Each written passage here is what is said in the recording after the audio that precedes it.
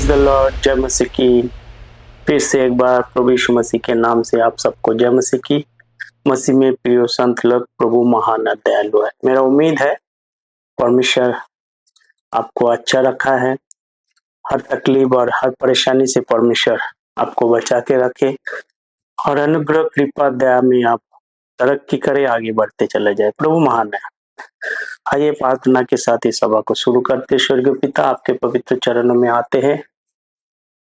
मेरे बुद्धि और ज्ञान के अनुसार नहीं प्रभु, आपके वचन के अनुसार, मेरे एक्सपीरियंस से नहीं, मेरे सोचने से नहीं, बल्कि आपके वचन के अनुसार सब कुछ आपने पवित्र बाइबल में आपने दिया है, अपने वचनों में दिया है, ताकि आपकी उस वचनों को हम खा के हम बलवान बन जाए। आपके नाम की जय जयकार हो प्रभु यीशु के नाम से, आमीन।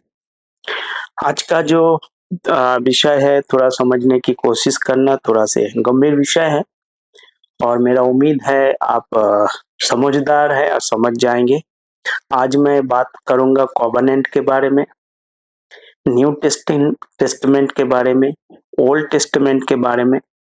ये तमाम विषय को हम देखेंगे और पूरा आगे पीछे ऊपर नीचे हम जाएंगे और इसको हम देखते रहेंगे। तो सबसे पहले हम निकालेंगे एफिसियों की पत्री। एफिसियों की पत्री उसकी पहली अध्याय उसकी 7 आयत को पढ़ेंगे। पहली अध्याय एफिसियों की पत्री उसकी पहली अध्याय 7 आयत। In whom we have redemption through his blood, the forgiveness of our sins according to the riches of his grace. प्रभु यीशु मसीह के लोहू के द्वारा हमें छुटकारा है और हमें पापों की क्षमा है और उनके अनुग्रह के अनुसार, ठीक है ना। तो परमेश्वर यहाँ पर हमें स्पष्ट रूप से इस बात को बताया है कि हमारा जो छुटकारा है, हमारा जो पापों की क्षमा है, प्रभु यीशु मसीह के लोहू बहाने से। उसका मतलब है लोहू का बहुत बड़ा महत्वपूर्ण है। तो हम पढ़ेंगे दूसरा कुरिन्थियों के पुस्तक उसकी 3 अध्याय 13 से लेके 14 आयत तक हम पढ़ेंगे और देखेंगे old covenant and blood dedication. उससे जाने से पहले हमरा दूसरा कुरिन्थियों के पुस्तक उसकी 3 अध्याय उसकी 13 से 14 आयत तक हम पढ़ेंगे और उसको समझने की हम कोशिश करेंगे। आमीन, प्रेज द लॉर्ड। 3 अध्याय उसकी दूसरा कुरिन्थियों उसकी 13 और 14। और मूसा के समान नहीं, जिसने अपने मुंह पर पर्दा डाला था, ताकि इस्राएल उस घटने वाले तेजों के अंत को ना देखे, परंतु वो मतिमंद हो गए, क्योंकि आज तक पुराना नियम पढ़ते समय उनके हृदय पर वही पर्दा पड़ा रहता और वो मसीह में उठ जाता। आज भी हमने देखे हैं कि जब वो परमेश्वर की वचन को पढ़ते हैं, जो इज़राइल लोग हैं परमेश्वर की वचन को पढ़ते हैं, उसके मन में अभी भी क्या पड़ा हुआ है? पर्दा पड़ा हुआ है। वो जो मूसा ने अपने मुंह के ऊपर जो पर्दा रखा था, वो उसका जो तेज खत्म हो गया। फिर भी उन्होंने अभी भी मूसा ने पर्दा डाला हुआ है और वो पर्दा उनके मन में डाला हुआ है। वही बात यहाँ पर कह रहा है। तो मैं इंग्लिश में भी आपके लिए पढ़ता हूँ। तो दूसरा कुरिन्थियों की पुस्तक उसकी 3 अध्याय उनकी 13 और 14 है, ताकि जब तक हम नहीं पढ़ेंगे आप समझ नहीं पाएंगे इस बातों को। मेरे साथ निकाले दूसरा कुरिन्थियों की पुस्तक उसकी 3 अध्याय 13 और 14। and not as Moses which put a veil over his face। जैसे मूसा ने अपने मुंह के ऊपर क्या रखा था? पर्दा रखा था, क्योंकि इज़राइल ने बोला था कि पर्दा डाल दो, क्योंकि उसका तेज उनको तकलीफ देता था, देख नहीं पाते थे। that the children of Israel could not satisfied steadfastly look to the end of the which is abolished. आज भी वो क्या नहीं देख पा रहा है, वो खत्म हो चुका है, फिर भी उसको समझ नहीं पा रहा है वो। But their minds were blinded, उनके जो मन क्या हो गया, अंधा हो गया, हाँ, अंधा हो गया। For until this day remain the same veil untaken away in the reading of the Old Testament, which veil is done away in Christ। जो मसीह में क्या हो गया है, वो पर्दा खत्म कर दिया, फिर भी उसके मन में क्या हुआ, पर्दा पड़ा हुआ है। किसके मन में? इज़राइल के मन में पर्दा पड़ा हुआ है। अब चलते हैं इब्रानी को पुस्तक उसकी 9 का 18 से लेके 20 तक। यहाँ पर लिखा गया कि पुराना नियम जो किसके साथ बंधा हुआ है, लोह के साथ बंधा हुआ है, और जब मूसा क्या करते हैं, उस खून को लेकर और इज़राइल के ऊपर छिड़क कर और उनके साथ वो बाचा बांधता है, और किसके लिए? ताकि वो पाप से उनका छुटकारा हो जाए। इब्रानी को पुस्तक उसकी 9 अध्याय उसकी 18 से 20 आयत तक पढ़ेंगे। थोड़ा एक्सरसाइज करना मेरे साथ।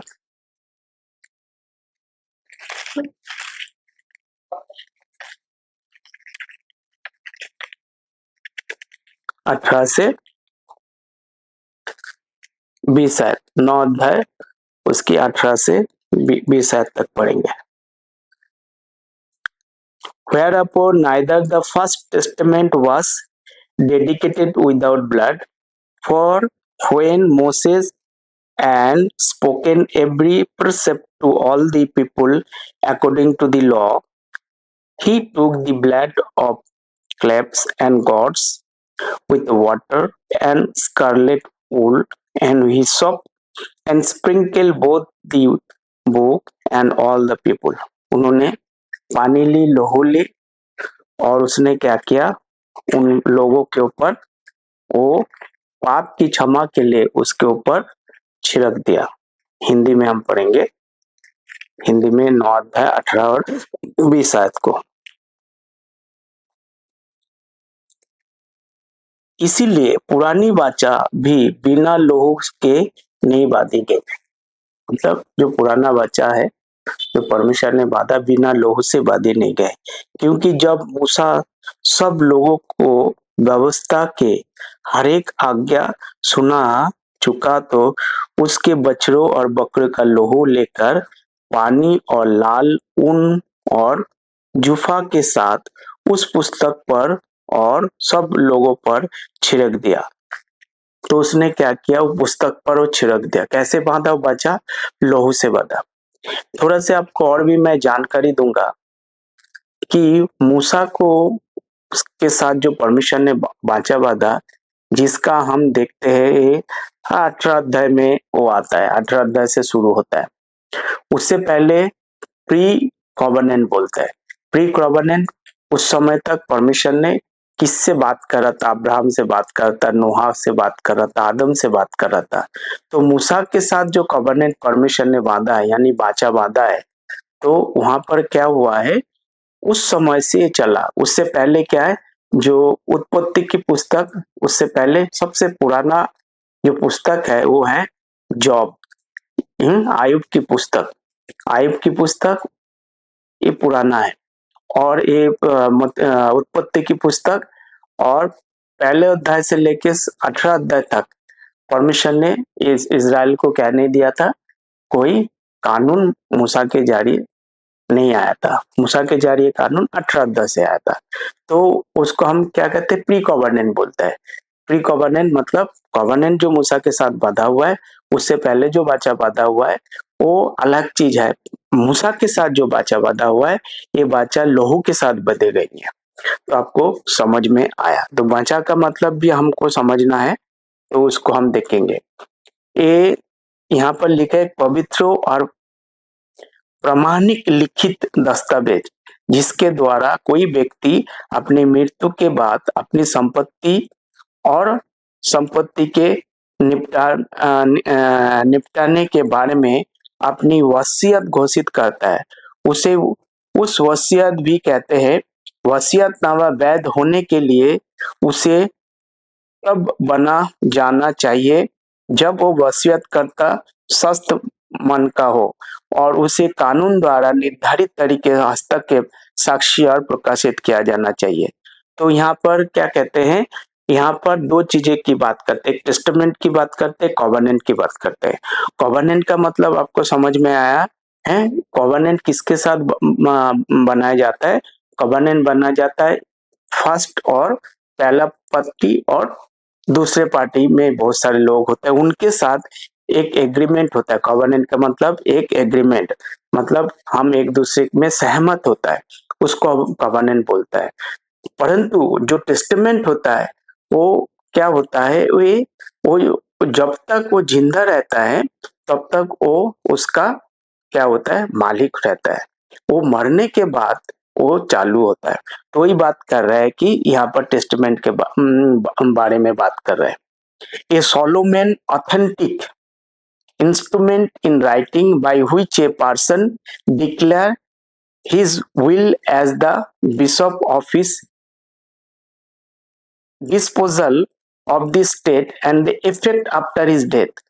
तो यहाँ कहता है एक पवित्र प्रमाणिक लिखित दस्तावेज, हाँ, जिसको हम दलील कहते हैं या रजिस्टर कहते हैं, हाँ, तो कहते हैं रजिस्ट्रेशन हो गया कि ऐसे हम बात करते हैं, या दलील आपका बन गया कि नहीं बन गया। दलील कब बनते? जब हमने घर खरीदते हैं हमारा दलील बनता है, उसके बारे में। एक पवित्र और प्रमाणिक लिखित दस्तावेज।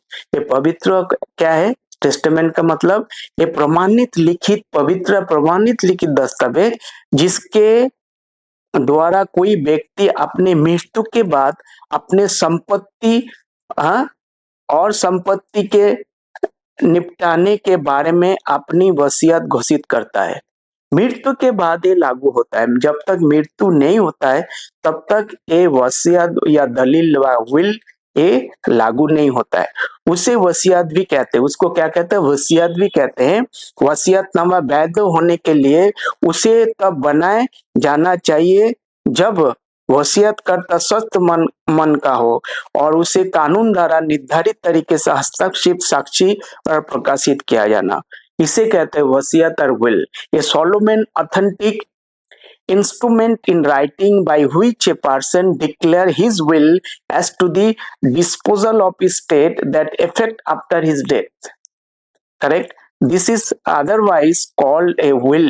A testament to be valid must be made when the testator is of sound mind, and it must be subscribed, witness and published in such manner as the Lord prescribes। तो यहाँ पर एक कानूनी और पवित्र वसीयतनामा जो जब तक वो जिंदा रहता है उसके तमाम संपत्ति वो उसके साथ रहता है, जब वो मर जाता है उसके बाद वो क्या होता है, वो दूसरे के में मिल सकता है या दूसरे को मिलता है। एक कानूनी व्यवस्था है जिसको हम टेस्टामेंट कहते हैं। और हमने कॉवेनेंट किसको कहते हैं? हमने आपको बताया कि कॉवेनेंट मतलब समझौता हुआ है एक विषय के ऊपर एक व्यक्ति और दूसरे पार्टी के साथ। यहाँ पर जो टेस्टामेंट होता है वो अकेला उस तमाम चीजों का क्या होता है, वसीयत उसके नाम पे होता है। वो जब तक जिंदा रहता है वो उसी का रहता है। पर कॉवेनेंट उसका अलग से होता है। कॉवेनेंट क्या होता है? हमने देखा कि एक पार्टी दूसरे पार्टी के साथ समझौता होता है। तो दोनों में ये अलग अलग विषय है और दोनों चीजों को हम देखने की कोशिश करेंगे। एक्सोडस के पुस्तक उसकी 24 अध्याय 3 से 8 तक हम देखेंगे। एक्सोडस मतलब निर्गमन की पुस्तक, निर्गमन की पुस्तक उसकी 24 अध्याय, जेनेसिस के बाद एक्सोडस, निर्गमन उसकी 24 अध्याय उसकी 3 से लेके 8 आयत तक पढ़ेंगे, उसको हम देखेंगे। जैसे हमने इब्रानी को पुस्तक में पढ़ा ऐसे यहाँ पर भी हम देखेंगे। करेक्ट? 3 से लेके 8 आयत तक। मूसा ने लोगों के पास जाकर यहोवा की सब बातें और सब नियम सुना दिए। मतलब जो मूसा को प्राप्त हुआ है यहोवा परमेश्वर ने मूसा को जो कुछ भी नियम व्यवस्था बताया वो लोगों के पास जाके बता दिया है। तब सब लोग एक स्तर में बोले उठे, जितने बातें यहोवा ने कही उन सब बातों को हम मानेंगे। सभी ने इस बातों पे क्या हो गया है, सहमत हो गए। जो भी परमेश्वर ने या यहोवा परमेश्वर ने बताया, तमाम लोगों ने मूसा के साथ बोल रहा है कि हम सब बातों को मानेंगे।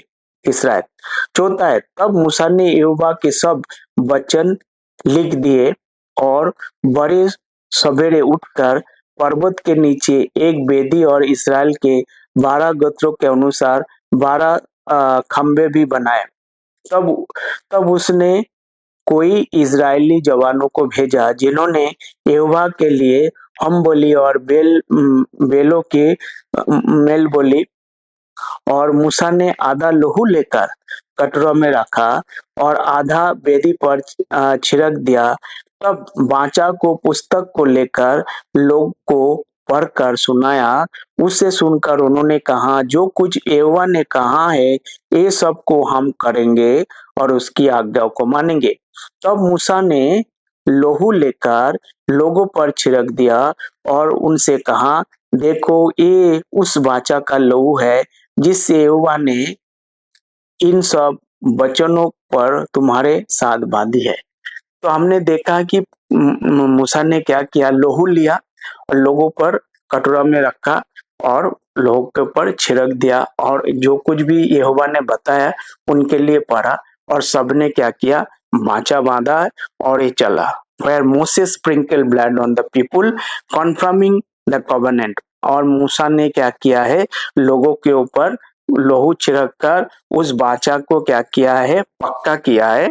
Blood was essential for the dedication and symbolized atonement and commitment।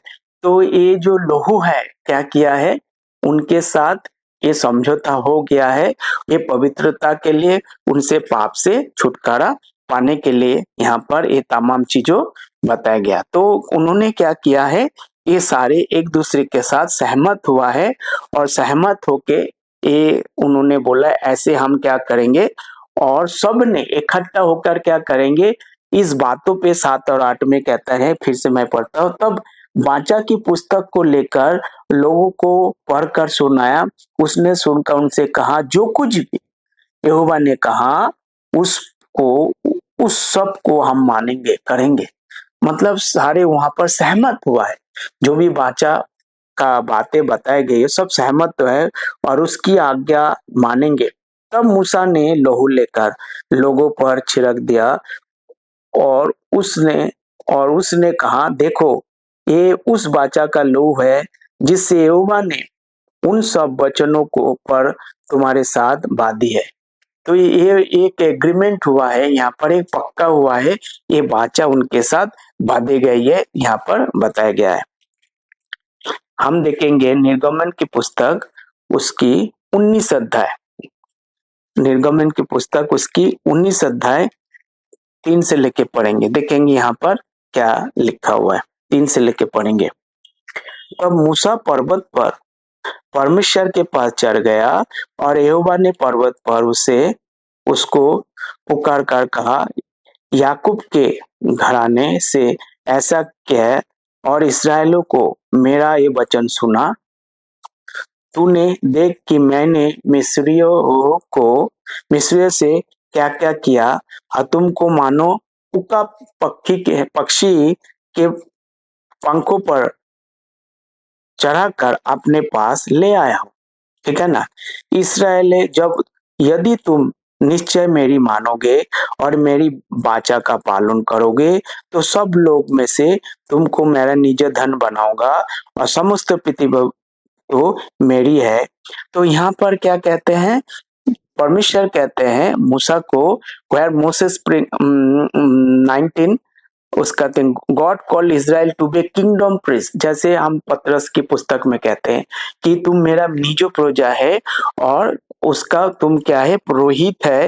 And Holi nation, एक पवित्र नगर करके उनको बताया गया है, conditional of their obedience to the covenant which was formalised with blood.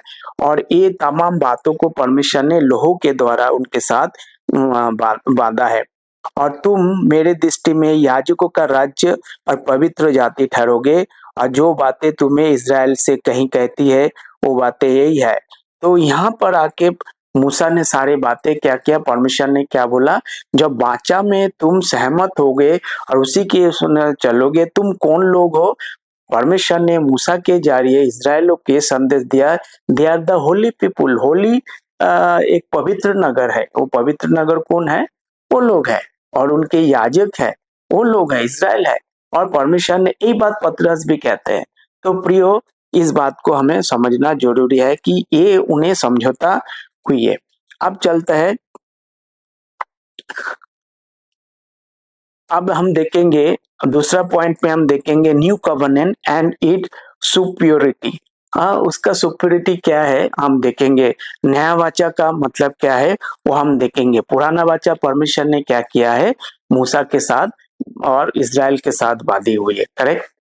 पुराना वाचा परमेश्वर ने मूसा के साथ और इज़राइल के साथ, हिज पीपुल, उनके लोगों के साथ परमेश्वर ने क्या किया है, बांधी हुई है। प्रियो, ये तो हुआ है अभी पुराना वाचा, ठीक है ना। अब नया वाचा किस तरह काम करते अगला एपिसोड में मैं बताऊं, उसके लिए आप इंतजार करो। ये एपिसोड के बाद अगला एपिसोड नया वाचा का, उसका महत्व क्या है, वो मैं अगला एपिसोड में बताऊंगा। तो आज मैं यहाँ समाप्त करूंगा, और मेरा उम्मीद है आपको समझ में आया होगा। आइए प्रार्थना के साथ हम सभा को हम खत्म करेंगे। जाने से पहले हम आपको यही बताना चाहेंगे, उद्धार मुफ्त में है, उसके लिए आपको कुछ करने की आवश्यकता नहीं है। जो कोई भी बोलते हैं उद्धार पाने के लिए आपको ए करना पड़ेगा, बी करना पड़ेगा, सी करना पड़ेगा, वचन में ऐसा लिखा हुआ नहीं है। लिखा भी होगा वो शर्त के आधार पर, जो शर्त हम अनुग्रह काल में जो चलते हैं वो हमारे लिए लागू नहीं होता है। आज हमारा उद्धार विश्वास के आधार पर है। यीशु मसीह लोहू बहाकर हम सबको, हमारे पापों को उसने क्या किया, दाम चुकाया, मोल लिया हमें। आपको केवल विश्वास करना है। द मोमेंट यू बिलीव, आपको परमेश्वर क्या देगा, उद्धार देगा। यीशु मसीह आपके और हमारे पापों के लिए मारा गया, गाड़ा गया, तीसरे दिन जी उठा। ये मुफ्त में उद्धार अनुग्रह से होता है। अभी आप खुद बोलता है ना, परमेश्वर से सब कुछ संभव है। अगर परमेश्वर से सब कुछ संभव है तो क्यों नहीं आप विश्वास करते? क्या परमेश्वर आपको बचा नहीं सकते? परमेश्वर बचा सकते। परमेश्वर ने एक ही शर्त रखा है, केवल विश्वास करना है। विश्वास सुनने से और सुनना मसीह के वचन से। यीशु मसीह का लोहू बड़ा कीमती है, उस पे आपको विश्वास रखना। He's taken away all our sins। यीशु मसीह ने हमारा तमाम पापों को उठा लिया है। आमीन। स्वर्गीय पिता, धन्यवाद करते, तारीफ करते प्रभु यीशु मसीह, आपने हमारे पापों के लिए, हमारा श्रापों के लिए मारा गया है, गाड़ा गया है और तीसरे दिन जी उठा है। आपने अपना संतान बनाया, इसलिए धन्यवाद करते हैं। सारे आदर महिमा आपको देते प्रभु यीशु के नाम से। आमीन, आमीन, आमीन। God bless you.